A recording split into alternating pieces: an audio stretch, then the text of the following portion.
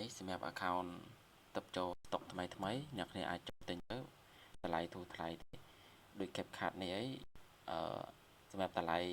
1.25 សេននេះវាមានតែ account ទេអ្នកគ្នាអាចទិញតាន់ក៏តាន់ទៅបើអត់ទេ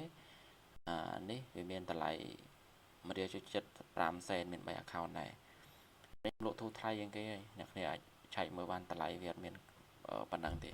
ហើយនេះ YouTube Premium ក៏មានដែរតម្លៃធូរថ្លៃទេVPN Sursac ក៏មានដែរអ្នកគ្នាមើលតម្លៃបានអូខេ Netflix ក៏មានហើយ account Germany Ultra ក៏មានដែរតម្លៃវា$8ទេហើយអ្នកគ្នាអាចរកបានអត់មានតម្លៃណា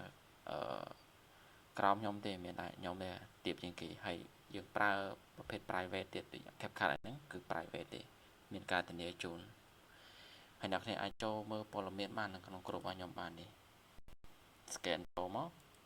ឬក៏អ្នកគ្នាវាយថា add ដើម្បី Play មកគឺចូល join ក្រុមខ្ញុំបានហើយ